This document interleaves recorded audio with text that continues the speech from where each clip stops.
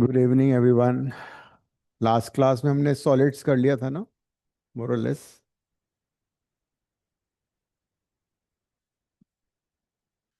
Solid का एक part बचा है, वो कर लेते हैं। The graph between stress and strain.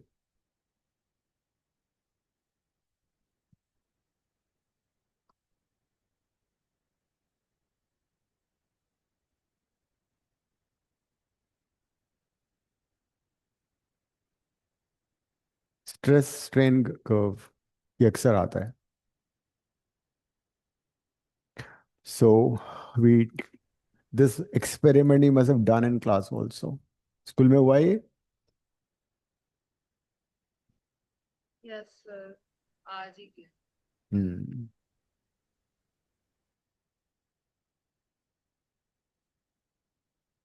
So on the y-axis we have stress, the load you apply on the wire, and on x-axis we have strain, elongation per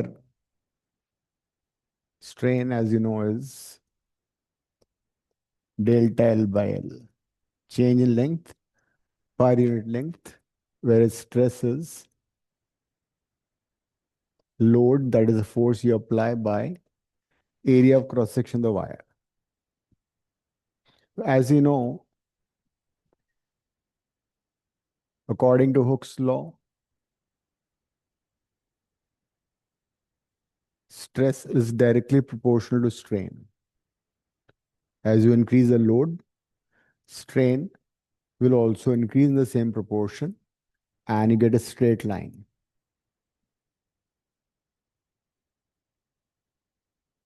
To this point, A on the graph is called proportional limit or Hooke's limit,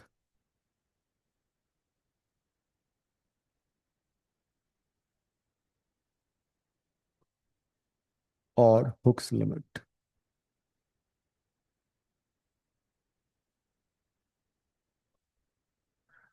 Why is this called proportional limit or Hooke's limit? Because till this point, Hooke's law is obeyed. That is, stress is directly proportional to strain. And the material is perfectly elastic. You see, in physics, elasticity means ability of a material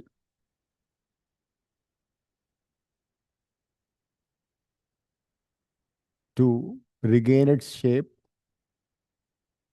on the removal of the force. Deforming force को हटाने पे, if the material regains its original length, then it's called elasticity. Right? ये तो लिखा हुआ है ना तुमने डेफिनेशन elasticity का. So ability of a material to regain its original shape on the removal of deforming force is called elasticity. And we have discussed it earlier also that the best elastic material according to this definition is quartz, and second most is steel. Quartz use होता है watches वगैरह में, and steel, as you know, is used in building construction a lot because of this property. So till point A, Hooke's law is obeyed, proportional limit is there. But if we further load it, we increase the stress further, then the graph slightly deviates from the straight line path.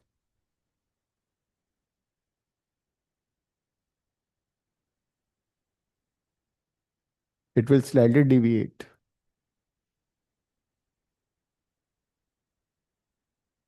It is no longer, stress is no longer proportional to strain. और शिविका marks मिल गए? Sir actually अब बच्चे ही नहीं आ रहे तो teachers ने marks ही नहीं दिए। आजकल स्कूल में अटेंडेंस बहुत कम है, पता नहीं। अच्छा, चलो कोई बात नहीं। काव्य के तो मैथ्स के मार्क्स मिल चुके हैं। कितने काव्य? 70? 75.5. Okay. So Divsha, you are the number one, 79 on 80. अब देखो अगली बार क्या होता है, सब तुम्हें चैलेंज करने के लिए लगे हुए हैं। क्या हुआ? There's a girl हाँ, in my class. She has क्या? PCMB. This What? girl in my class has PCMB. हाँ. She topped everything. She got full in maths and full in chem. Oh God. Maths is her fifth subject. Oh. But then, like, all she does is study. She doesn't do anything else. Like, whole day she just studies. In Hmm. school also she just studies. ओहो. होते हैं कुछ लोग. So मैं she's like you only. मैं भी अच्छा, हाँ वही मैं बोलने वाला, मैं भी कुछ ऐसा ही था. मैंने 12th का सिलेबस 11th में कर लिया था अपने आप से. But sir, uske koi, she doesn't talk to anyone also. She नहीं just studies. नहीं, ऐसा नहीं था मैं. I used to talk. I used to talk and top. मतलब मेरा पैशन था कि हमेशा आगे रहना है. कोई बात नहीं. तो 75.5 is not, I mean is good, but maths में जनरली 79 80 टाइप्स आ जाते हैं. सो हाँ, I lost my mark assertion reasoning में. कोई बात नहीं. तुम्हें बहुत दुख है मुझे मालूम है. तुमने 4 दिन खाना नहीं खाया था. सो आफ्टर ए क्या हो रहा है? Hooke's law is not obeyed. मतलब when you increase the stress, strain होगा, इलोंगेशन होगा, बट वो डायरेक्टली प्रोपोर्शनल नहीं होगा. But the material is completely elastic, till point B, material is elastic. Elastic का मतलब क्या हुआ? If you remove the deforming force, it will come back to its original length. तो B को क्या कहा जाएगा? Elastic limit.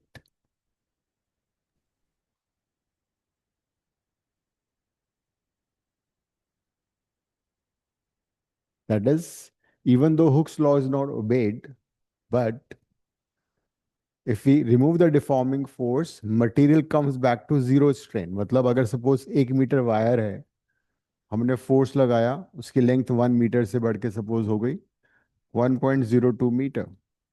And if you remove the deforming force, वो वापस 1 मीटर पे आ जाएगा. तो length will become 1 metre again. No elongation left. लेकिन after that, after this point, material start giving up. As if तुमने देखा हो कोई वायर है पतला सा, उसको तुम्हें तोड़ना है, तो उसको एक पॉइंट पे उसको तुम ऐसे बेंड करते रहो. तो यहाँ पे क्या होगा? अल्टीमेटली इस पॉइंट से वो ब्रेक थिन हो जाता है. पहले थिन होने के बाद वहां से ब्रेक हो जाता है, वो हीट भी हो जाता है. Any metallic wire. So after this material start giving up. और अगर हमने इस पॉइंट के बाद लोडिंग को रिमूव भी कर दिया, तो कुछ परमानेंट डिफॉर्मेशन उसमें सेट हो जाता है. This is called permanent set. Permanent set is after B or B? हाँ, बिकॉज टिल बी तो जीरो होगा permanent set. Before B, if you remove the deforming force, वो वापस ओ पे आ जाएगा. लेकिन आफ्टर बी वो परमानेंटली डिफॉर्म हो गया. मतलब सपोज आफ्टर इलास्टिक लिमिट उसकी लेंथ हो गई थी 1.03 metre, and you remove the deforming force, तो हो सकता है 1.01 मीटर उसकी लेंथ बन जाए, जो ओरिजिनल से थोड़ी सी ज्यादा है. मतलब it has been deformed now permanently by 0.01 metre. And then after that क्या होगा? If you even if you don't increase the stress, same stress को अगर तुम लोड को रखते हो, फिर भी वो डिफॉर्म होता रहता है, उसमें स्ट्रेन क्रिएट होता रहता है ना, फाइनली आके वो ब्रेक हो जाता है. तो this point is called breaking point. And इसके जो तो करो. हाँ. हमारी टीचर ने लाइक ऊपर नीचे बनवाया था. लाइक बी के बाद सी नीचे, फिर डी ऊपर. नहीं, डी नहीं था. डी ऊपर. हाईएस्ट पॉइंट बनवाया था हमसे तो. हाँ, वो हाईएस्ट पॉइंट है, हल्का सा यहाँ पे हाईएस्ट पॉइंट होगा. थोड़ा सा ऐसे ले लो, ये ना. उसके बाद क्या हो रहा है हाईएस्ट पॉइंट के बाद? प्लास्टिक. लाइक वो तो लिमिट टिल प्लास्टिक. देखो, फ्रैक्चर पॉइंट. प्लास्टिक बिहेवियर तो बी के बाद ही शुरू हो गया. Plastic and elastic, they are opposite. Elastic में क्या होगा? Elastic means it will come back to the original length. तो plastic behavior of the material start after being only. That is, it will not regain its original length. हमें Okay? School में बोला था कि आप ब्रिटल मटेरियल्स कैसे बता सकते हो, ग्राफ वो देख। वो तो ग्राफ से ऐसे पता लगेगा कि जो ब्रेकिंग पॉइंट है ना, ब्रेकिंग पॉइंट और इस वाले में जितना ज्यादा लेंथ होगा तो वो होगा टेंसाइल और डक्टाइल। मोर लेंथ मतलब डक्टाइल है वो, ठीक है। डक्टाइल का मतलब होता है you can draw that into thin wires. So all metals are ductile. Gold, iron, silver, they ductile because जब ऑर्नामेंट वगैरह बनते हैं तो उनको थिन वायर से ड्रॉ करते हैं। होता ही एक डाई होती है, स्टील की होती है, उसमें बहुत सारे हर डायमीटर के होल्स होते हैं। तो वो क्या करता है, उसको हर डायमीटर के उससे ना होल से पास करके उसको पुल करता है। तो each time he pulls the thing, वो ब्रेक नहीं होगा लेकिन वो थिन होता जाता है। सो इफ दिस तो if the material is brittle तो वो ये वाली जो लेंथ है बहुत कम होगी उसकी, वो जल्दी ब्रेक हो जाएगा। The distance between the breaking point and this yield point is less, it would be a brittle material. इसमें एक क्वेश्चन भी है। इलास्टिक लिमिट और यील्ड पॉइंट सेम चीज होती है। हाँ, पॉइंट बी, मतलब उसके बाद मटेरियल गिव अप कर रहा है ना, मतलब it is no more elastic, it has tired, fatigue point भी बोला जाता है उसको। It has fatigue kind of thing that is not able to come back to the same length.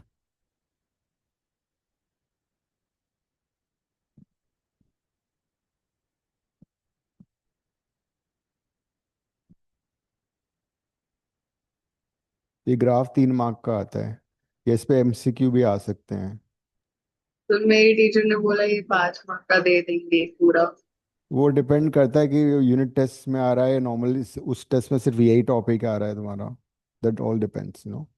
Finals में मैम ने बोला नहीं आता, like only like 2 questions come, hmm mainly this and one derivation. ये देखो क्वेश्चन नंबर 85 देखो, assignment का। Nandini good evening. बोलो गुड मॉर्निंग। कहाँ रहती हो तुम? मैं सो ही रही थी एक्चुअली। हाँ, ठीक है तुम्हारी तबीयत अब? हाँ जी, अब स्कूल में क्या चल रहा है? स्कूल में आज हम वो कर रहे थे,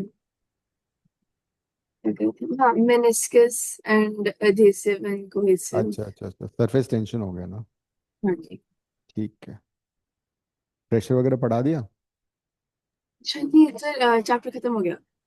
क्या बात है, गुड स्पीड। हाँ अच्छा अच्छा। तुम्हारे तो एंड में सिलेबस कम कर देंगे मुझे मालूम है, वो लोग डीपीएस में ये करते हैं। मतलब एक दो, हाँ, एक दो चैप्टर पढ़ाएंगे ही नहीं एंड में, लाइक थर्मोनी। हाँ। तो मेरा ना टेस्ट में इसके आगे का भी आ रहा है। अच्छा, ठीक है। कौन से टॉपिक आ रहे हैं? इसके आगे वाला।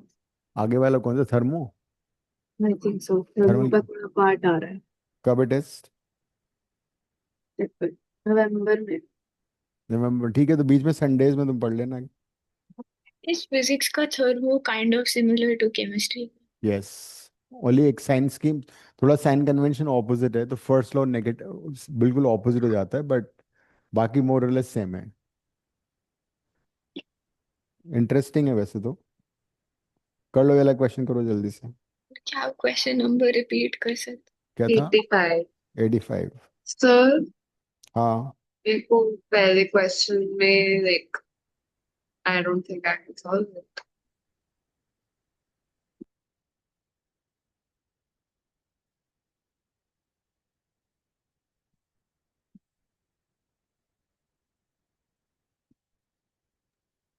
फिर wouldn't it be A का Young's modulus? देखो यंग्स मॉडुलस क्या होता है, यंग्स मॉडुलस का फॉर्मूला Stress होता upon strain. है, यस, हो तो जाएगा। तो उसी से पता हाँ लग जाएगा। तो हाँ, बेसिकली तो लाइक परपेंडिकुलर पहले परपेंडिकुलर वाले बाय में बेस हो गया ना, this person. Slope will tell you about the Young's modulus, जितना स्लोप ज्यादा होगा उसका उतना ही स्ट्रेस ज्यादा, वो यंग्स मॉडुलस ज्यादा होगा। मुझे दिखने में तो पहले वाले का लग रहा है। तो देखो स्लोप किसका ज्यादा मेरे लग रहा को है भी तुम्हें? पहले वाले, सी सर, पहले वाले तुम्हारी स्ट्रेस आवाज कम बहुत है, तेज आ रही बट है, थोड़ा वॉल्यूम कम करो, कैसे? थोड़ा दूर बैठो माइक से।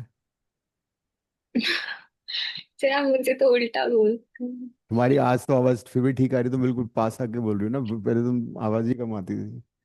देखो स्लोप किसका, ए का ज्यादा लग रहा है ना, ए का स्लोप ज्यादा है, उसका ऑलमोस्ट 70 डिग्री है, इसका 60 डिग्री है आई बी थिंक का। ए का ज्यादा है। तो ए स्टीपर ना, तो जिस जो ग्राफ ज्यादा स्टीपर है वो उसका यंग्स मॉडल ज्यादा है। दैट मीन्स क्वेश्चन नंबर 85 में Y A is more than Y B, first part में नहीं हो जाएगा। बी का भी यही हो। Hmm. Stronger in the sense ductile ज्यादा। हाँ, जिसमें this length is more, that will be more ductile, जिसमें ये लेंथ कम होगी दैट विल बी ब्रिटल। जैसे ग्लास ब्रिटल है, जल्दी टूट जाता है, you can't pull it, you can't draw it, you can't you know flatten to sheets. हालांकि ग्लास देखा जाए तो सॉलिड फ्लूइड है ना, glass is a fluid, flow करता है। तो with the two is a stronger material, कौन से फर्स्ट स्ट्रॉन्गर है? जो डक्टाइल ज्यादा है, फर्स्ट वन। First one. तो फर्स्ट हो गया सारा।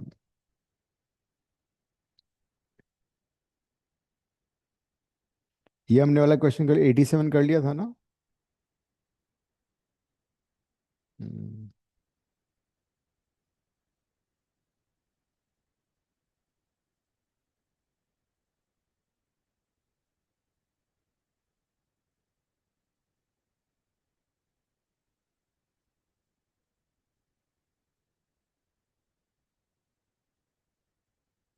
81 कैसे करोगे?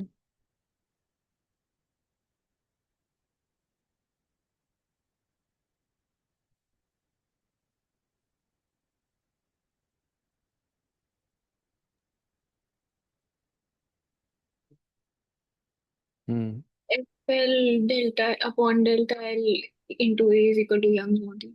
कौन सा मॉडुलस लगेगा बताओ मुझे पहले इसमें। shear modulus It'll be modulus shear, yeah, it'll be shear modulus because force is applied parallel to the surface. So it's a square slab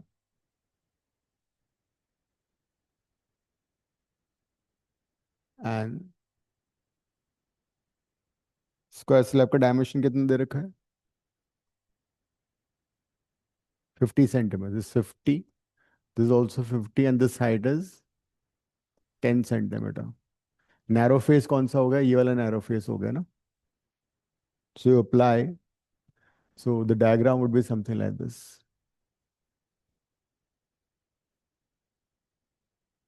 this is 50, L हो जाएगा 50 सेंटीमीटर, उसको मीटर में कन्वर्ट कर लेना।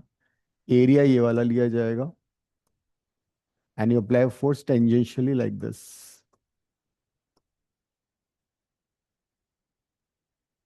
So you apply force on the area which has dimensions 50 centimeter by 10 centimeter. So area would be 50 into 10 to the power minus 4 meter square. Theta would be S by L. S शायद पूछा है ना उसने, L would be 0.5 meter.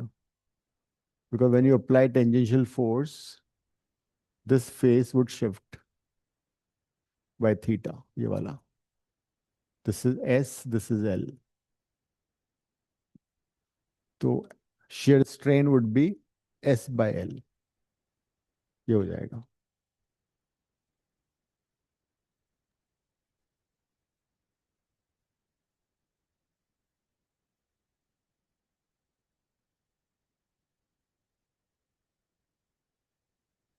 But हमारे पास modulus और फ्रिजिलिटी तो है ही नहीं। मटेरियल कौन सा दिया हुआ है? Lead slab. अच्छा, शेयरिंग फोर्स से क्या आएगा? कुछ भी नहीं आ रहा, स्ट्रेस आ गया।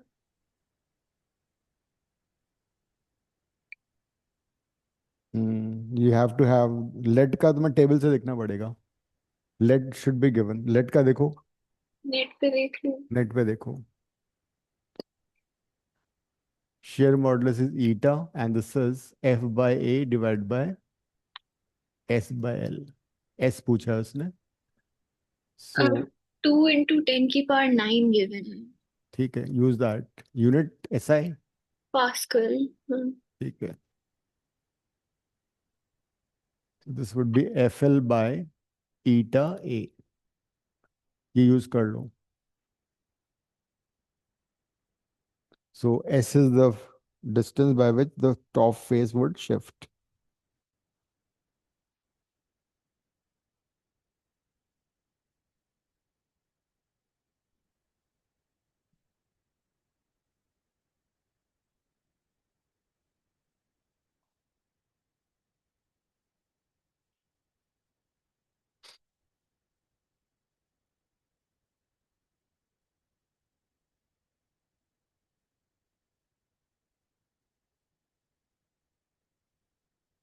क्या आ रहा है?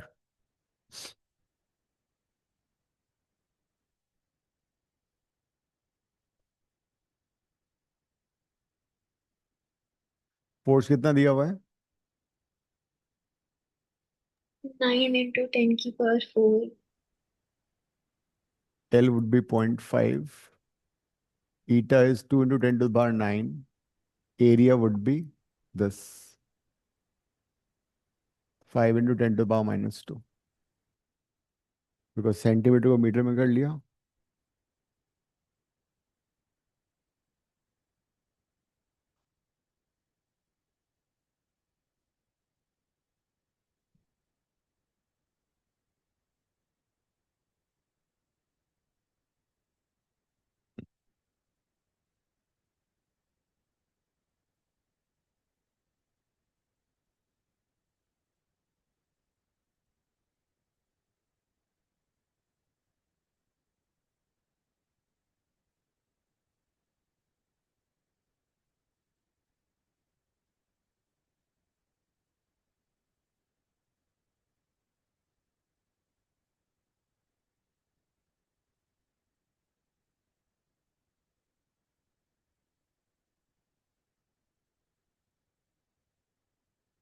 .45 मिलीमीटर. यही है. शिविका कर लिया. जिया. So this is the displacement of the top face. Sir match नहीं हो रहा. मैथ्स नहीं हो रहा. ये आंसर मैच नहीं हो रहा. अच्छा, मैथ्स नहीं हो रहा है. आंसर क्या आ रहा है पीछे? 0.16 मिलीमीटर. तो क्या रीजन हो सकता है? उन्होंने अलग मॉड्यूलस लिया. हाँ, मॉडुलस की वैल्यू कुछ और अलग ली होगी. एनसीईआरटी है तुम्हारे पास अभी? उसमें कराया था. उसमें क्या था आंसर? 18 का आंसर देखने जरा. तो उसमें हमने क्या लिया था वैल्यू? हाँ, right right right. A similar question we have done. 18 देखो. उसमें जो वैल्यू थी ना मॉडुलस की, इट वाज 5.6. मॉडुलस गलत है. लेड का मॉडुलस है 5.6 10 टू पावर 9. इसमें गलती हो रही है.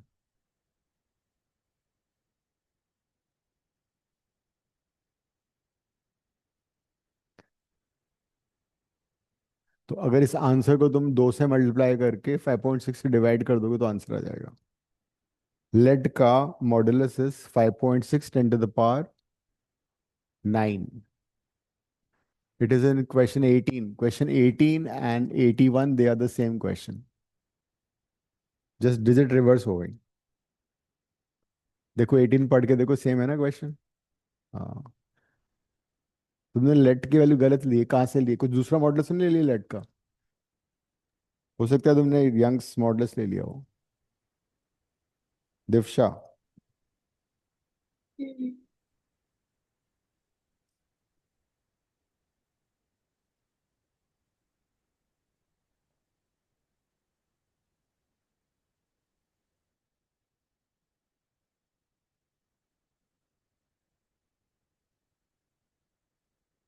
तुमने वो ले लिया।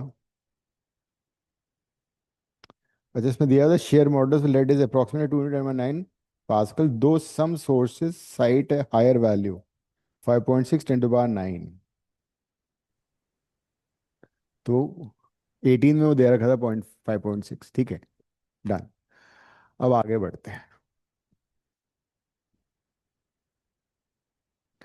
Pressure. Pressure is defined as thrust upon area. Pressure is thrust upon area. It will be next chapter. हाँ मतलब लिक्विड्स पे आ गए हम। थ्रस्ट क्या होता है? Thrust is basically force which is perpendicular to a surface. Normal force is called thrust.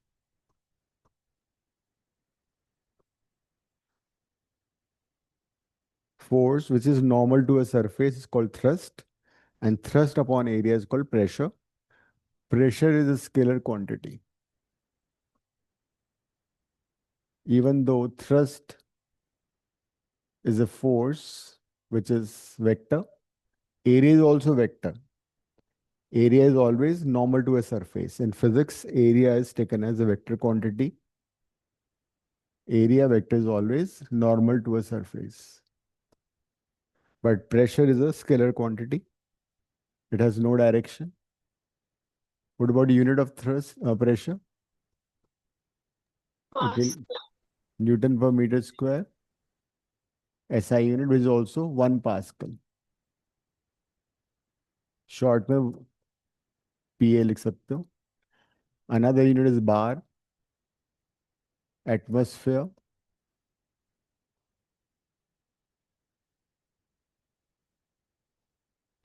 Millimeter of Hg. Centimeter of Hg. बहुत सारी यूनिट है इसकी। एक यार टॉर भी होती है। Newton per metre square, pascal will be mostly used. Atmosphere भी यूज होगा, बार भी कई बार यूज होगा, बट बार बार कौन सा यूज होगा? Pascal. So this is the most common unit, pascal और newton per metre square. What about dimensional formula? Thrust is m1 l1 t minus 2 divided by l2. So dimensional formula would be m1 l minus 1 t minus 2. So dimensional formula for pressure is this. Which other quantities have the same dimensional formula as pressure? Yes. Stress and Young's modulus. shear modulus, bulk modulus. They all have the same dimensional formula and same unit also. जिस quantity physical quantity का dimensional formula same होगा, unit भी same होगी. Stress, Young's modulus, shear modulus, bulk modulus, and pressure. They all have the same dimensional formula and the unit.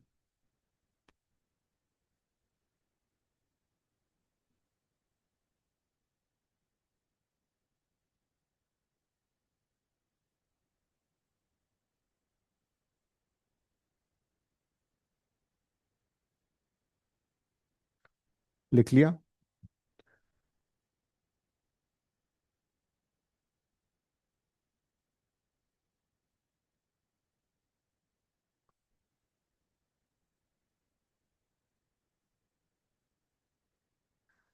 Now, with the knowledge of pressure, you can explain this, that elephant will not be able to walk comfortably in desert area, whereas a camel could. Why? Smaller area of his feet. Because if you look at the foot of camel, ना बहुत wide होता है, बहुत चौड़ा होता है वो. So when the area is more, the pressure would be less, because as you see, pressure is inversely proportional to area. जो स्कूल बैग्स होते हैं, इमेजिन करो बैग्स की जो स्ट्रैप है मतलब वाइड ना हो, उसकी एक डोरी बांध दी जाए तो कितना दर्द होगा, because that way pressure would be very ये high. सब 9th में आता था। हाँ, so that is why जो बैग्स होते हैं उनका स्ट्रैप भी ब्रॉड रखा जाता है, so that the pressure is less, because pressure would be divided. मान लो तुम्हें एक रिवर को क्रॉस कर, छोटे नाले को क्रॉस करना है, वाटर फ्लो कर रहा है बहुत स्पीड से, and there is a wooden log, ठीक है, तो तुम कैसे क्रॉस करोगे so that the wooden log will not break? Walk करोगे या लेट के करना इजी होगा? If you walk, then the pressure would be very high because the entire weight of a person would be on the small area of the foot. लेकिन अगर तुम इसको late के क्रॉल करके अगर इसको क्रॉस करोगे तो वुडन लॉक पे प्रेशर कम आएगा, because it be distribute, same weight would be distribute over the large area, ठीक है। सो जैसे प्रैक्टिकल सिचुएशन कभी भी आ सकती है लाइफ में। आजकल तो जितने भी रोड्स हैं सिटीज में सारे वो बन जाते, रिवर ही बन जाते हैं फ्लड्स में। Urban flooding is a new phenomena. तो pressure is force by area directly proportional to force by inversely proportional to area as such. And we know that Earth has envelope of atmosphere around us thanks to the right mass of the Earth and its right distance from the sun. अर्थ में atmosphere क्यों है, moon पे क्यों नहीं है? क्या answer? Yes, उसका reason ही यही है। हाँ बताओ दिव्शा, कुछ नहीं। बोल दो, कुछ तो है। वाई? ग्रेविटेशन में पढ़ाया था कि रूट मीन वेलोसिटी का लेस होता है हाँ, एटम्स। मून पे क्या होता है, मून की ग्रेविटी अर्थ की ग्रेविटी की 1/6 है,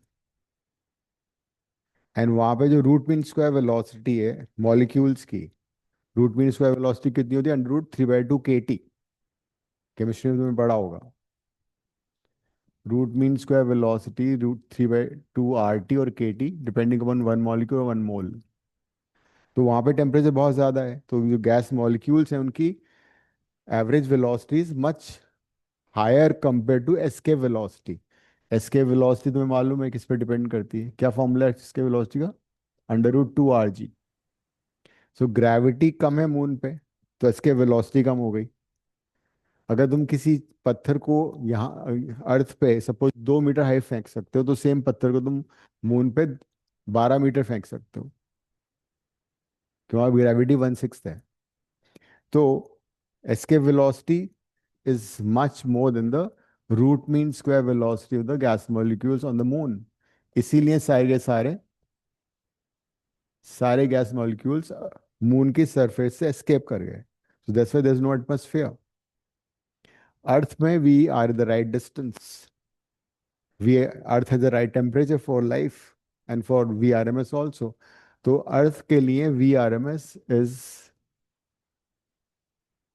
much less compared to escape velocity. अर्थ के लिए escape velocity बहुत ज्यादा है, 11.2 km/s. So atmosphere cannot escape. Gas molecule cannot escape the gravity of the Earth. So सारे के सारे gas molecules are bound by the Earth's gravitational field.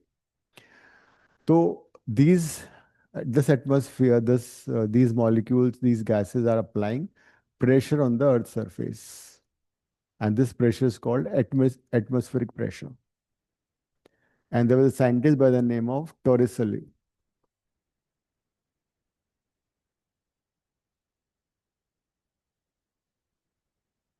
So he devised a very different kind of method to identify or to find out the atmospheric pressure. उसने बड़ा simple सा experiment था उसका. To know the pressure of the atmosphere, what he did, he basically took a tub of mercury, उसको mercury से fill कर दिया, और एक long tube ले ली, which is open at one end, और उसको भी mercury से fill कर दिया. Then he put a thumb on the open end of the mercury tube and inverted this into the tub of mercury. तो जब उसने ऐसा किया तो क्या हुआ कि the level of mercury will flow come down, ये लेवल हो गया. And then he measured this height of mercury level from the level of the mercury in the tub, and he found that it is It is approximately 760 millimeter or 76 centimeter. And then he found the pressure applied by the atmosphere on the Earth's surface. So अब इसको करते हैं, पहले हम ये देख लेते हैं कि if there is a liquid column or a gas column of height h, how much pressure it will apply on the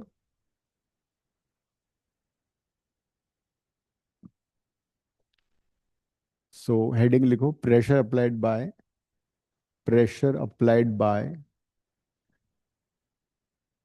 a liquid column, liquid और a fluid लिख लो liquid की जगह, बिकॉज gases भी pressure apply करती है. Pressure applied by a fluid column of height h and density rho. Density rho. Rho is density of the liquid. H is the height. And at that point, gravity, suppose a G.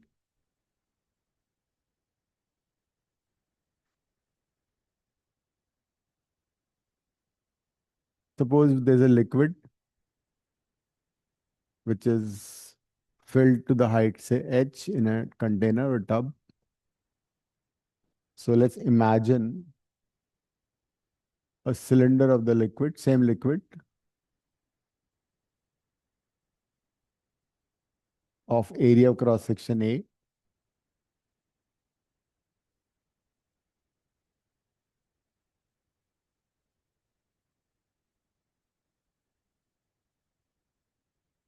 तो इस liquid का अपना weight downward लगेगा, है ना, W. So we have a liquid in a container and we're imagining a cylinder of the same liquid of area of cross section A. So this cylinder would apply some weight W at the bottom surface of the cylinder. Say this point is A. तो अगर मुझे A point पे pressure निकालना है तो वो कैसे आएगा?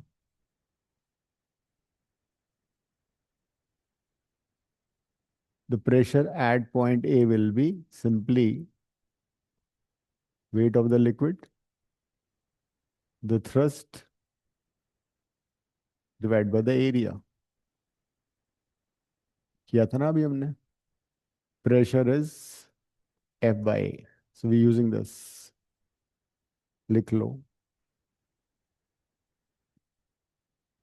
So weight of liquid divided by the area.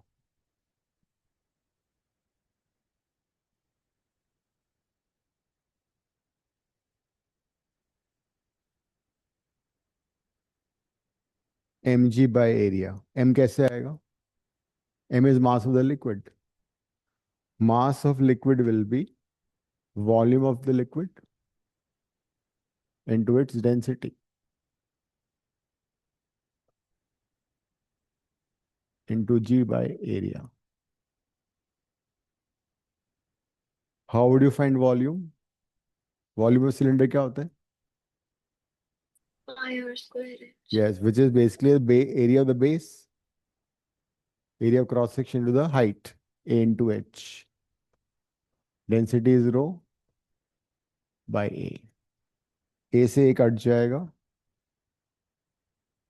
and you get the formula for the pressure. क्या आ रहा है? H rho G.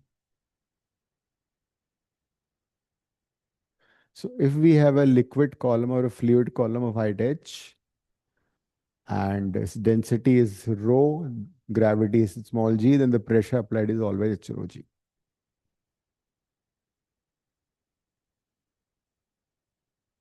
H is the height of liquid column, rho is density of the liquid, small g is the gravity.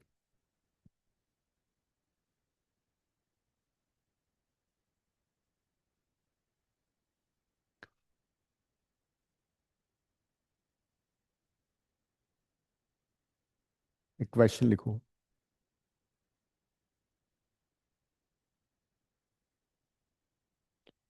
find height of water column. Find height of water column, which would apply a pressure of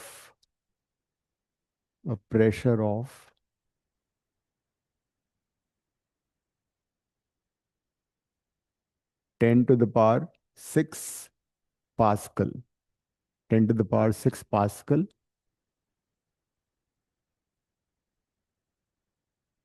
Which will apply a pressure of 10 to the power 6 Pascal. Take gravity as 10. Gravity 10 ले लेना, कर लो. You can apply H rho G. Density of water मालूम है ना सभी को? G या density of water कितना होता है?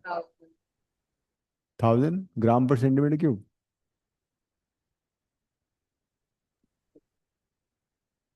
1 ग्राम पर सेंटीमीटर क्यूब और 1000 kg per meter cube. Density of water is 1 ग्राम पर सेंटीमीटर क्यूब और 1 kg per meter cube. लिख लो, काम आएगा. सर 1000 kg और 1 kg. 1 ग्राम पर सेंटीमीटर क्यूब और 1000 kg per meter cube. ठीक है. kg मीटर क्यूब में ज्यादा होता है.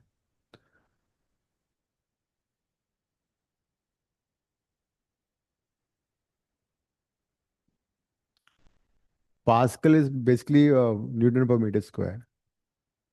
Pascal is Newton per meter square only.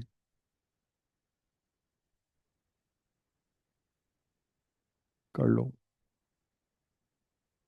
10 metre. मेरा 100 मीटर आ रहा है.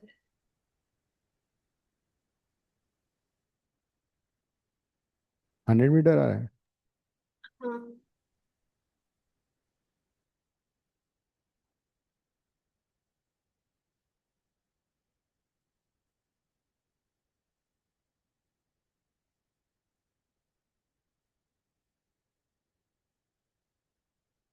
क्या रहा है शिविका?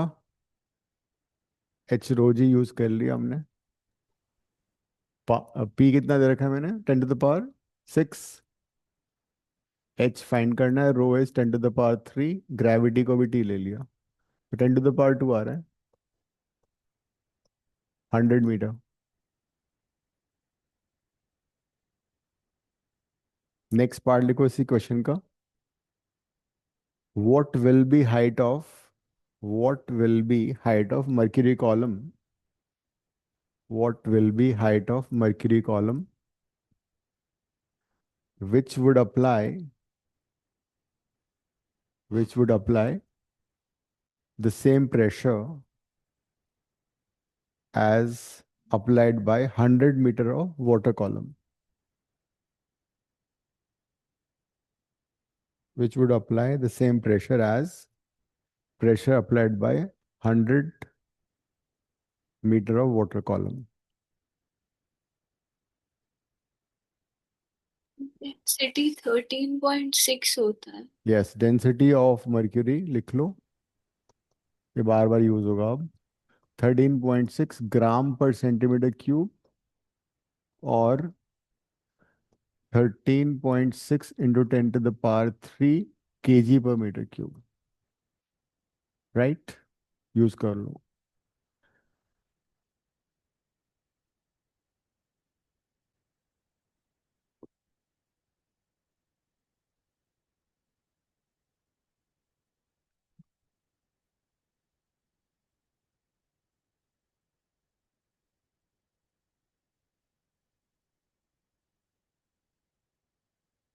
ऐसा यूनिट कर लेना. Use this 13.6 10 to the power 3.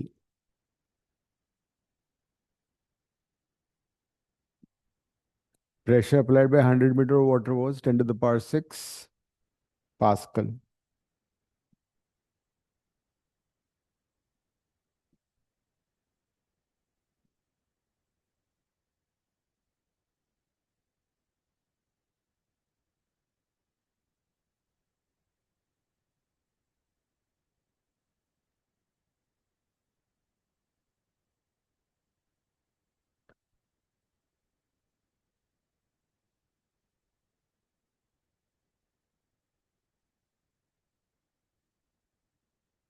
P is equal to H rho G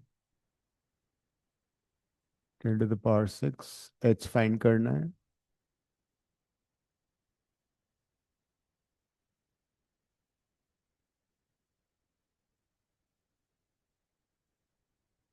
H would be 100 by 13.6.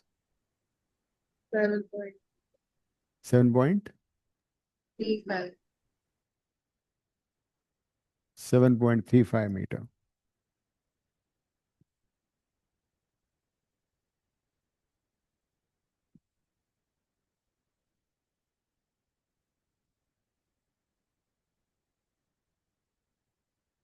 ठीक है.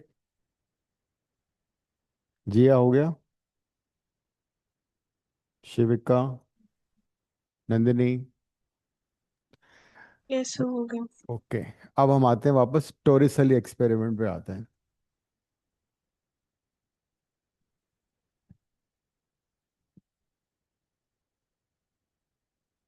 So he inverted this tube open at one end into the tub of mercury, and then he measured this height.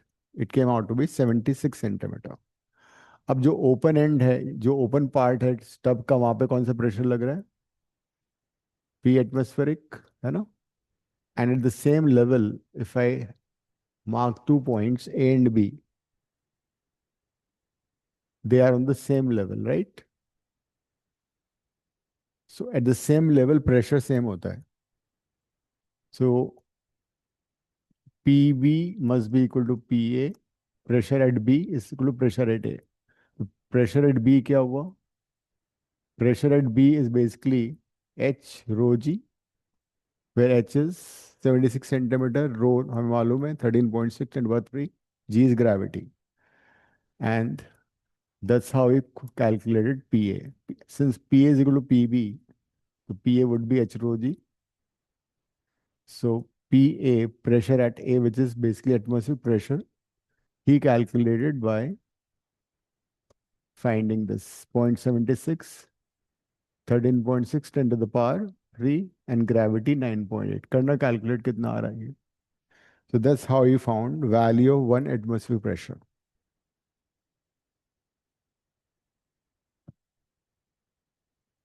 कर लो.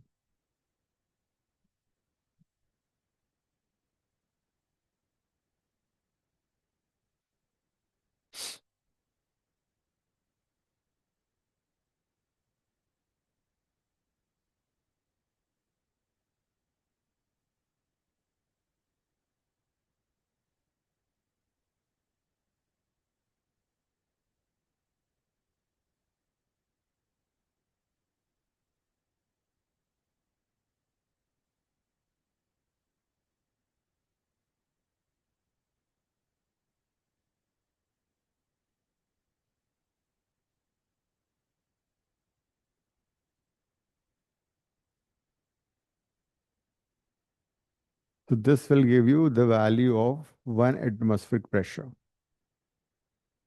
देखो कितना आ रहा है. And do not use calculator, खुद से करो.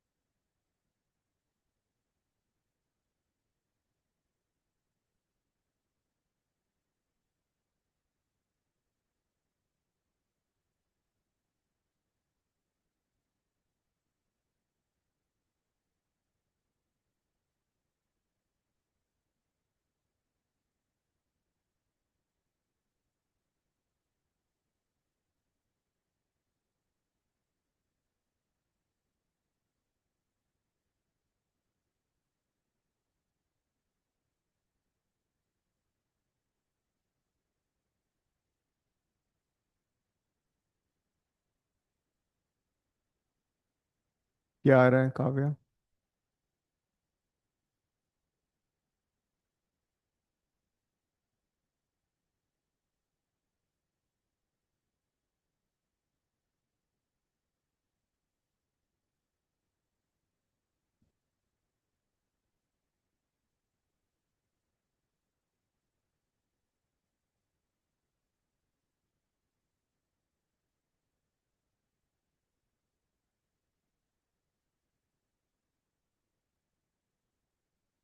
Okay.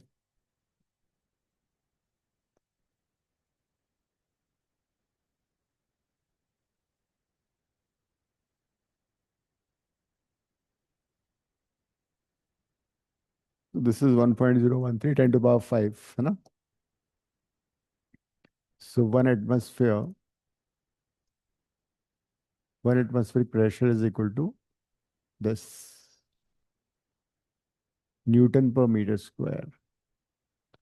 And this is also 76 centimeter of mercury column or 760 millimeter of mercury column or 0.76 meter of mercury column. Perfect. Can you convert this Newton per meter square into dyne per centimeter square? This is also Pascal, Newton per meter square Pascal भी बोल सकते हो तुम. 1.013 10 to the power 5 Pascal. And remember that 1 bar is 10 to the power 5 Pascal. This relation also you can remember. 1 bar is 10 to the power 5 Pascal.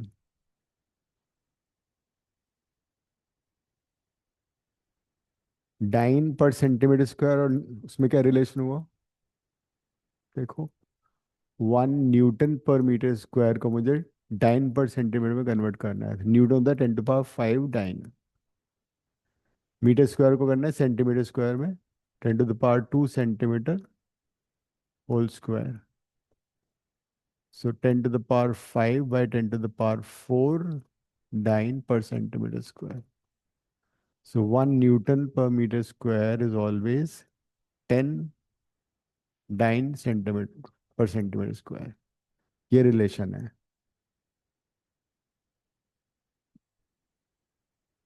1 newton per meter square is 10 dyne per centimeter square.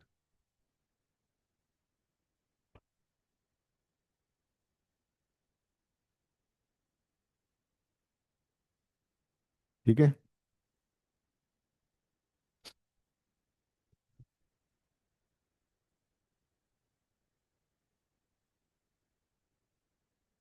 the normal at sea level this kind of pressure is there but as you go up then like mountains pressure कम हो जाता है because the as we go up atmosphere की जो gases हैं उनकी density भी कम हो जाती है तो as you go up pressure decreases but at sea level the pressure is 1 atmosphere ठीक है हम्म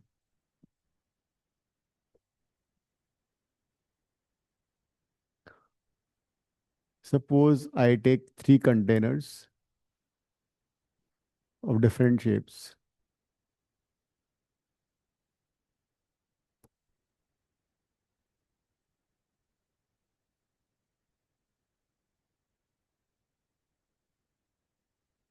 Area of the base area is the same, ठीक है? And the third container you can take like this.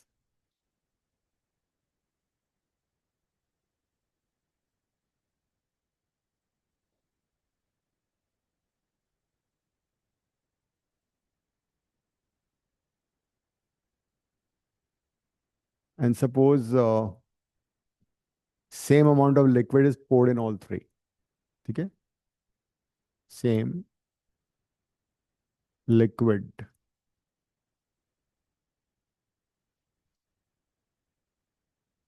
of same volume.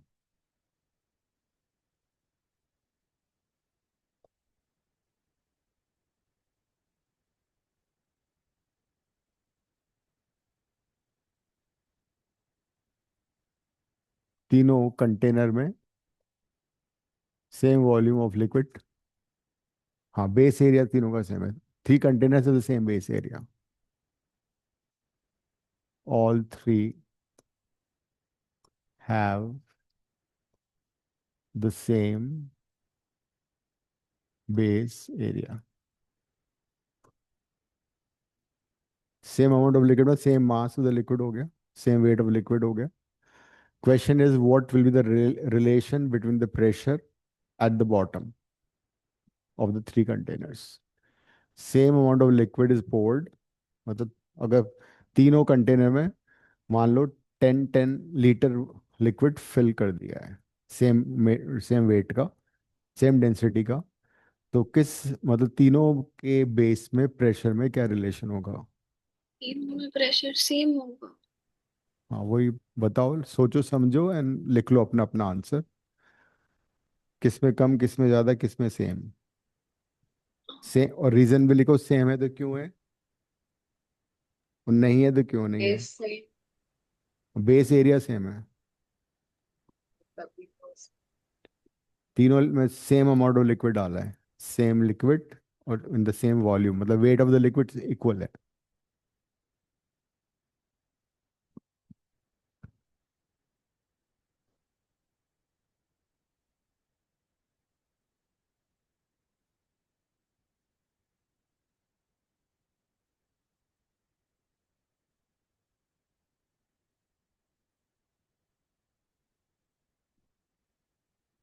तो relation between pressure between A B C same होगा या different होगा? I think same होगा। तो I think same कौन कौन बोल रहे हैं? दिव्या, सेम होगा। सेम होगा? सेम मतलब मुझे पता नहीं क्यों। पता नहीं क्यों। काव्या, दिव्या एंड शिविका। नंदिनी तुम क्या बोलती हो? सेम ही होना चाहिए but I don't know why. ऐसा क्यों? जिया, बिकॉज फिर ऐसा कुछ होता है ना कि सेम लेवल पे प्रेशर सेम कुछ तो दिमाग पे जोर डालो, तुम क्या बोलते हो, डिफरेंट होगा? ये हमें ना नाइन्थ में एक एक्सपेरिमेंट पढ़ाया था कि कौन सा कंटेनर पहले भरेगा, तो उसमें हम बोलते थे कि तीनों सेम भरेगा। अब देखो तीनों का शेप अलग है, तीनों का बेस एरिया बराबर है, ठीक है, अगर सम सेम अमाउंट ऑफ लिक्विड मैंने फिल किया तो सबसे ज्यादा हाइट लिक्विड में किस में ज्यादा होगी, किस कंटेनर में होगी? शेप तुम्हें मालूम है ना कंटेनर का? Will the height of liquid be the same in all three or different? Oh different. Will the height of liquid in the three container be the same or different? It will be different. Hmm, अलग अलग होगा। किस में सबसे ज्यादा होगा? M में सबसे ज्यादा होगा। एम है ना, बिकॉज का शेप ऐसे जा रहा है, तो इसमें लिक्विड की हाइट सबसे ज्यादा होगी, सबसे कम किस में होगी, because the container is like that. ये हो रहा है, the level of liquid in three containers is different. That means height of liquid in the A is maximum, B and then C is the least. बरोबर है। अभी तुमने एक formula किया था प्रेशर का, एच रो जी, रो सबका सेम है, सेम लिक्विड है, जी तीनों का सेम है, हाइट किसकी ज्यादा है? ए की, तो प्रेशर कहाँ ज्यादा हुआ? This is called hydrostatic paradox. इसका नाम है हाइड्रोस्टैटिक पैराडॉक्स। क्यों पैराडॉक्स है? लगता तो वो है कि वो ज्यादा तीनों सेम होने चाहिए, ये लग रहा ना तुम्हें, मास सेम है ना। हाँ तो मतलब वेट तीनों का सेम है लेकिन प्रेशर इस पे ज्यादा लग रहा है, कैसा झंझट है ये, इसीलिए इसको बोला जाता है हाइड्रोस्टैटिक पैराडॉक्स।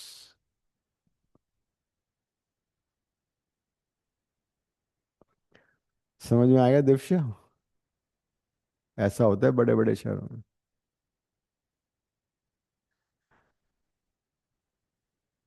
और अगर मान लो तीनों कंटेनर में सेम हाइट पे लिक्विड फिल करते हैं हम, तो किसमें सबसे ज्यादा लिक्विड होता?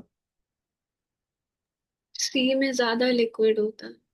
लेकिन प्रेशर सेम होता। सेम होता, मतलब मासेस डिफरेंट है, वेट सबसे ज्यादा उस पे लग रहा है बेचारे पे, लेकिन प्रेशर फिर भी इक्वल होता। बात समझ में आ गई? अगर हम तीनों कंटेनर में लिक्विड को सेम लेवल तक फिल करते तो सबसे ज्यादा लिक्विड फिल होता है इस वाले में, उसके बावजूद भी उस पे प्रेशर सेम लगता है तीनों पे। तो उसका रीजन ये है कि जो उसके साइड्स है ना, उन पे कुछ वेट लग रहा है लिक्विड का, एक one component of weight of the liquid would be acting, as a result वो थोड़ा सा प्रेशर विथस्टैंड करेगा, तो बॉटम में प्रेशर सेम आएगा। यहाँ पे जो मॉलिक्यूल हैं, जो फोर्स लगेगा, it will be like this, so some pressure would be distribute over the sides of the glass container, vertical, हाँ। तो ये बात समझ में आ गई, अब आगे बढ़ते हैं। तो प्रेशर का फंडा समझ में आ गया, एच रो जी तुम्हें यूज करना है।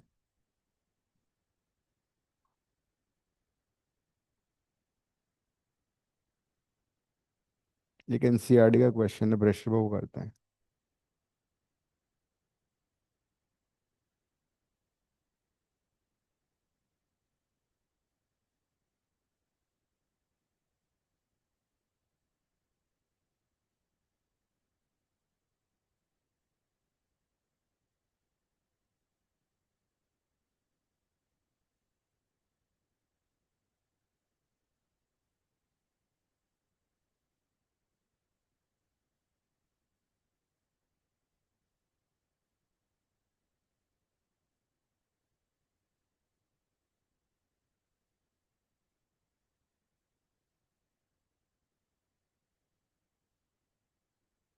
ढूंढना है इसमें असाइनमेंट में, there's a question that is a container, there's a window in between, there are two types of liquid on two sides.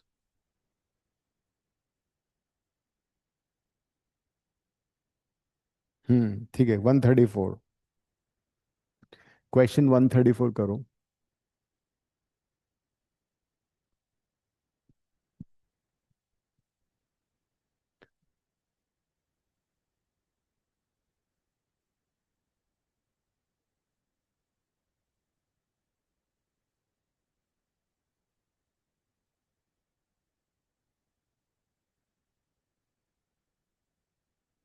A tank with a square base of area this is divided by a vertical partition in the middle. The bottom of the partition is small hinged door of area this much. The tank is filled with water in one compartment and an acid of relative density 1.7, the other boat to this height of 4 meter. Compute the force necessary to keep the door closed. कर लो।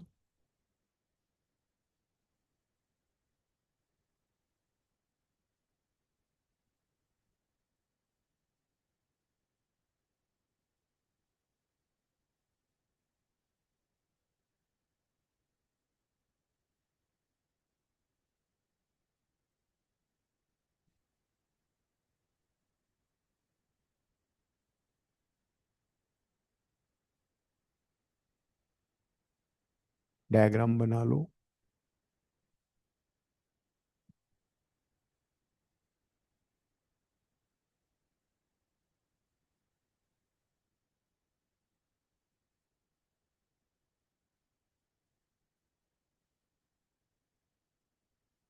Liquid और water की दोनों height same है, 4 metre.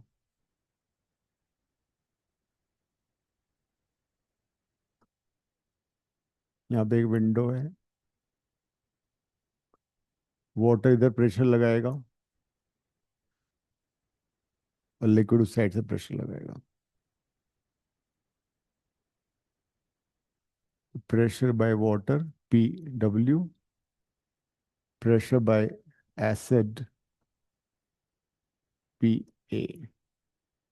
Relative density मैंने बताया था तुम्हें, relative density हमेशा होता है density of the material by density of water. तो इसको यूज करके तुम डेंसिटी ऑफ एसिड निकाल सकते हो।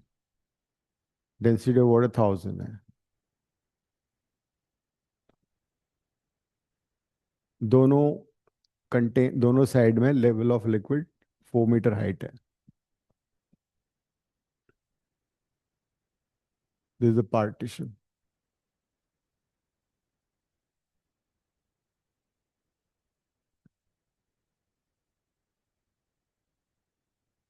सो जिसका डेंसिटी ज्यादा है it will apply more pressure, तो you can find the pressure difference. Pressure difference into the area. अभी तो क्या होगा, विंडो खुल जाएगा बिकॉज एसिड की डेंसिटी ज्यादा है वाटर से, Pressure applied by acid will be more.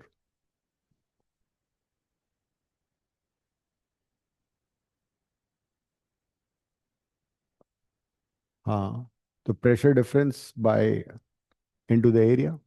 Force will be equal to pressure difference. Acid का pressure ज़्यादा है, water का pressure कम होगा into the area.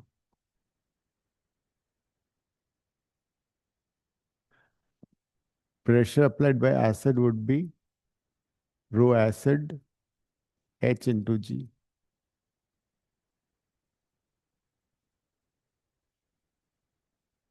H दोनों में सेम है.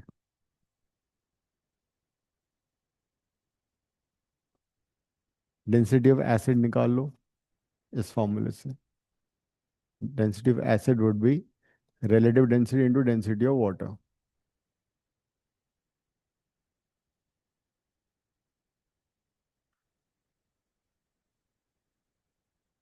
ठीक है.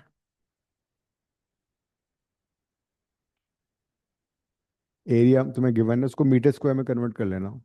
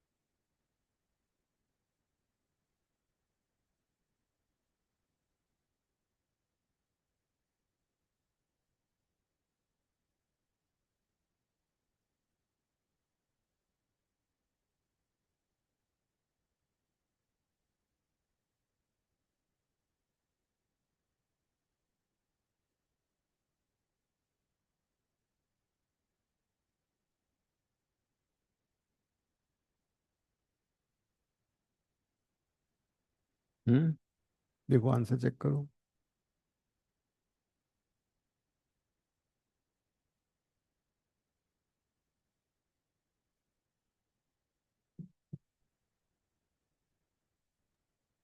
फिर actually हम्म क्या हुआ?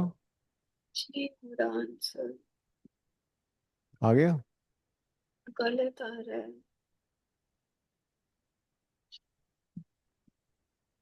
Area of the window is 20 centimetre square दे रखा है. So force required is P A कितना है? Rho A H G minus rho water H G into the area. Common ले लो, एच इंटू जी कॉमन आ गया. Rho A minus rho water into area. H है 4 metre, जी 9.8 है, 10 है, क्या दिया हुआ है? 10 दिया हुआ है, तो 9.8 लेना पड़ेगा फिर. रो एसिड है 17 माइनस 1000. एरिया है 20 सेंटीमीटर स्क्वायर, इसको मीटर स्क्वायर में कन्वर्ट करो, 10⁻⁴. अब इसको सॉल्व कर लो.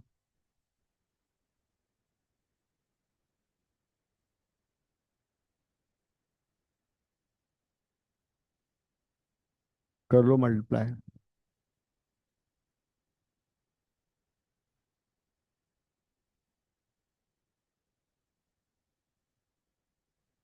थोड़ा सा देखो.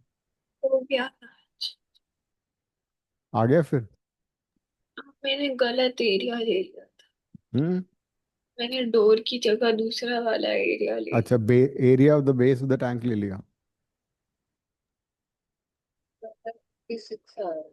हम्म सो दिस इज 3 0 हट जाएंगी. 10⁻⁻1. 4 इंटू 9.8 इंटू 14 इंटू 10⁻⁻1. कितना आ रहा है?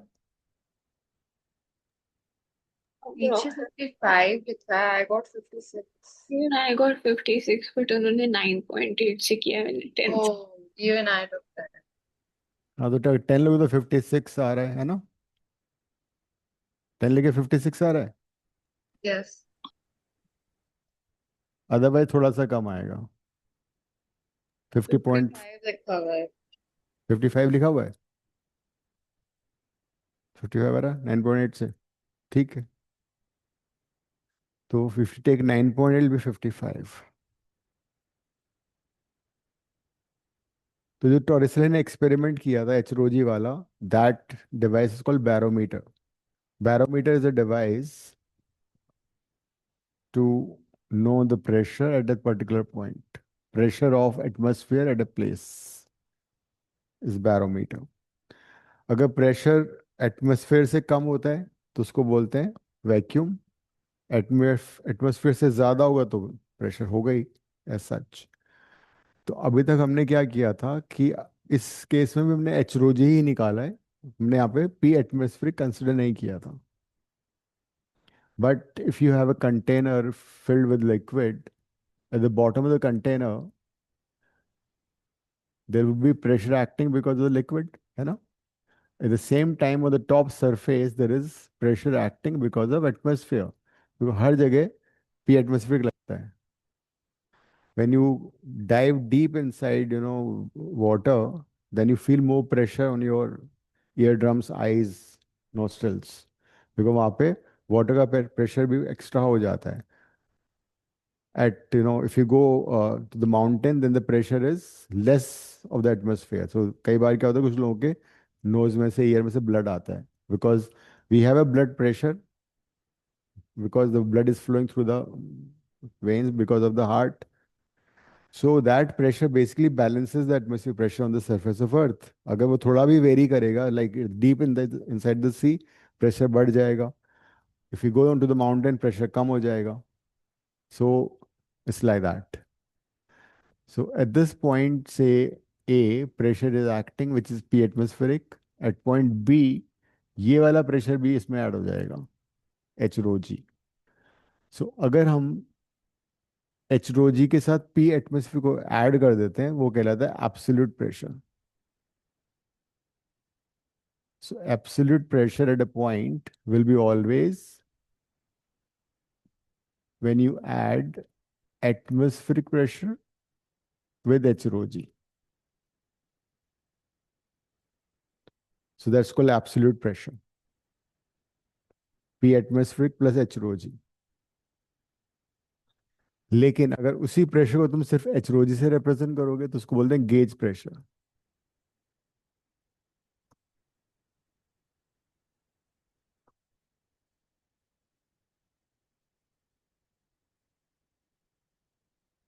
Only H rho g is gauge pressure.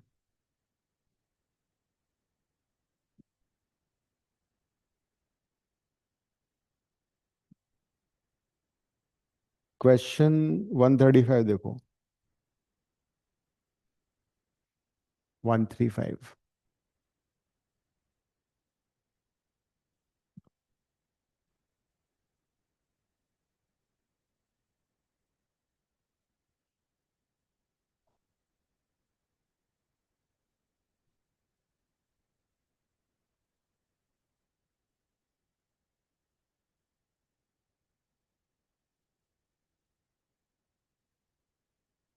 This U tube kind of thing is called manometer. Manometer is also is a device to measure the pressure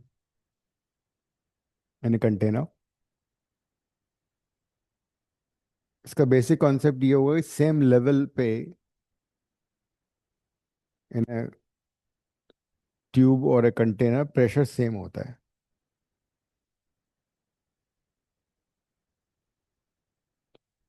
तो पहले ए वाला part देखो, diagram बनाओ और इसका फिर प्रेशर फाइंड करेंगे।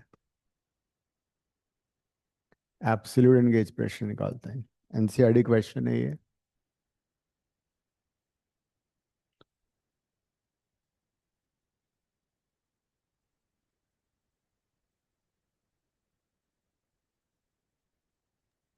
फिर कौन सा question? 135.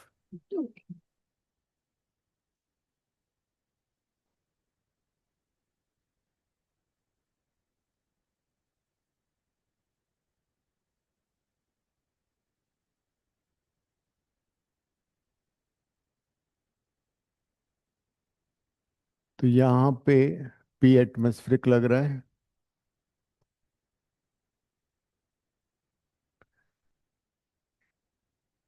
This is mercury. This is 20 centimeter. And यहाँ पे प्रेशर ऑफ द गैस है. इस कंटेनर में गैस है जो कि प्रेशर अप्लाई कर रही है. केमिकल इंडस्ट्रीज में लिक्विड फ्लो करता है पाइप से, गैस फ्लो करती है पाइप्स के थ्रू. तो इस तरह से मैनोमीटर यूज किए जाते हैं just to know the pressure difference. तो अगर प्रेशर एक पर्टिकुलर लिमिट से ज़्यादा हो जाए तो प्रेशर को रिलीज करना पड़ता है, पाइप बर्स्ट हो जाते हैं. तुमने कई बार पढ़ा होगा कि बॉयलर बर्स्ट हो गया. शुगर मिल्स में बॉयलर होता है which is use to boil water to convert to steam. उसको हीट करते हैं, उसमें वाटर होता है जो कि स्टीम में कन्वर्ट होता है हीट करके. जब स्टीम प्रेशराइज स्टीम जाती है, स्टीम टरबाइन के ब्लेड्स को रन करती है, वो रोटेट करता है. And that rotation of turbine basically rotates the generator and electricity is produced. जितने भी शुगर मिल्स होती है वहाँ पे इलेक्ट्रिसिटी, स्टीम टरबाइन यूज होता है वहाँ पे. स्टीम टरबाइन के लिए स्टीम चाहिए. स्टीम कैसे बनेगी? जब यू हैव ए बॉयलर. तो बॉयलर के अंदर कई बार स्टीम का इतना प्रेशर हो जाता है कि वो बर्स्ट हो जाता है.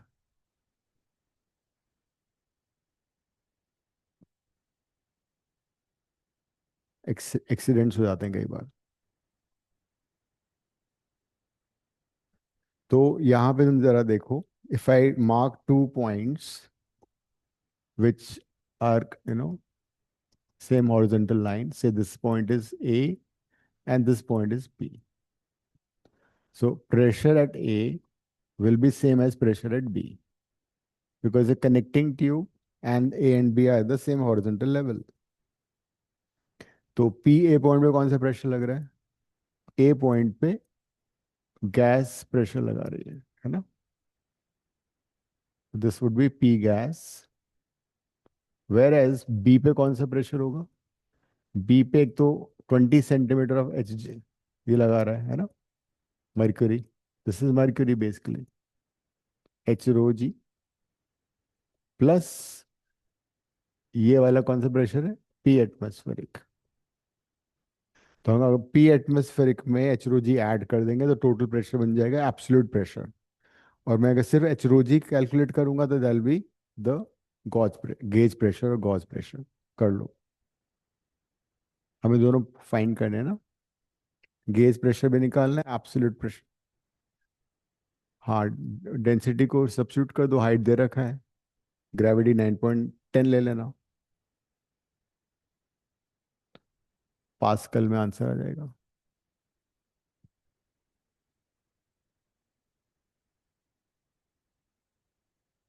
कोई डाउट है तो पूछ लो.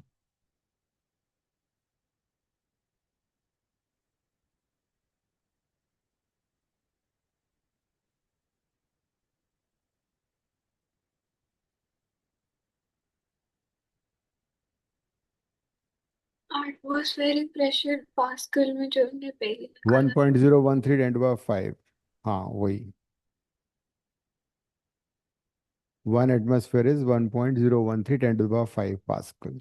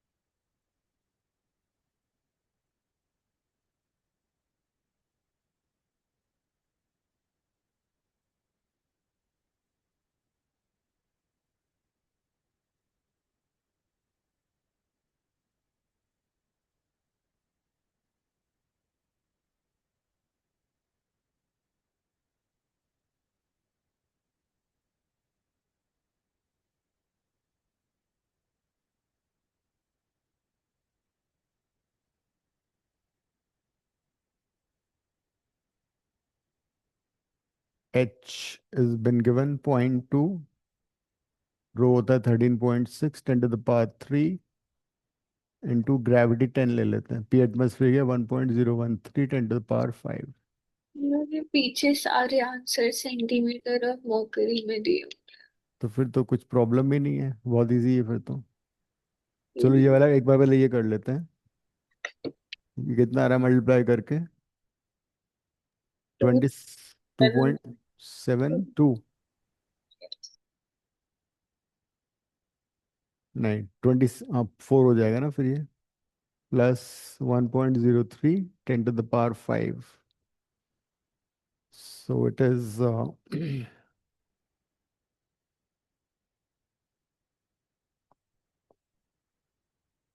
0.272 10⁵ बना दिया मैंने ताकि सेम पावर हो जाए।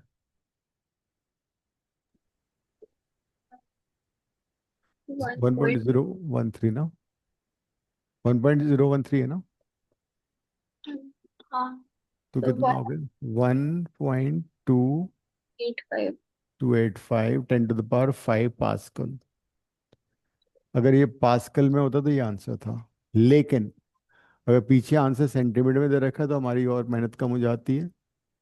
ये 20 centimetre of Hg, atmospheric pressure होता है 76 सेंटीमीटर ऑफ Hg, राइट। दोनों को चुपके से ऐड कर दो, 96 सेंटीमीटर ऑफ Hg, करने से पहले हो गया तो। अगर सेंटीमीटर ऑफ Hg में दे रखा है, this is what you have to do, because one at, हाँ 20 सेंटीमीटर ऑफ Hg डायरेक्टली कैसे ले मैंने ली? ऐसे हाँ तो ये हाइट। अरे ये मर्क्यूरी है ना, हाँ तो 20 ओ सेंटीमीटर, अच्छा ठीक है, वो 20 सेंटीमीटर मर्क्यूरी तो हुआ, जो लिक्विड में फिल हो रखा है वो मर्क्यूरी है, क्वेश्चन में दिया हुआ है ना, देखो the liquid basically filled in the pipe manometer is mercury, तो वो 20 सेंटीमीटर Hg तो हुआ वो। मान लो अगर ये वाटर होता तो उसको कन्वर्ट करना पड़ता मुझे, 20 सेंटीमीटर ऑफ वाटर को तुम कन्वर्ट करोगे कितने सेंटीमीटर मर्क्यूरी हुआ, तो वो 13.6 से डिवाइड करना पड़ता फिर मुझे। अगर मान लो मैनोमीटर में वाटर मर्क्यूरी की जगह कुछ और लिक्विड होता, तो उसको कैसे कन्वर्ट करते हैं मर्क्यूरी में, जैसे मान लो पानी ही होता, तो 20 centimetre of water will be basically 20 rho water into G is equal to H of the mercury 13.6 into 10⁻³ into G, इस तरह से कैलकुलेट होता फिर वो 20/13.6 आता, इतना होता मर्क्यूरी का वो।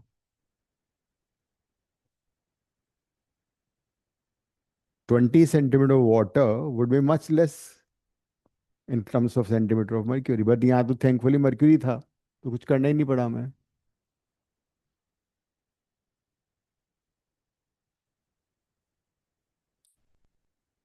ठीक है, बात समझ में आ गई। सेकंड पार्ट में क्या करोगे? हम्म सेकंड में भी तुम्हें कॉमन वो फाइंड करना पड़ेगा लेवल, और फिर हो जाएगा। इसमें अगर इसमें गेज प्रेशर तो 20 सेंटीमीटर H ही आ ही गया। इसी पार्ट में अगर मुझे सिर्फ गेज प्रेशर पता करना होता, the answer would have been 20 centimetre, the answer would be 20 centimetre of mercury. चलो इसका बी पार्ट तुम कर लेना बाद में, फिर फ्राइडे को फिर हम करेंगे पास्कल्स लॉ और उसके एप्लीकेशंस। स्कूल में हो चुका है पास्कल्स लॉ? नहीं। नहीं, ठीक है, Very right, ending the class, good. Bye. Thank you.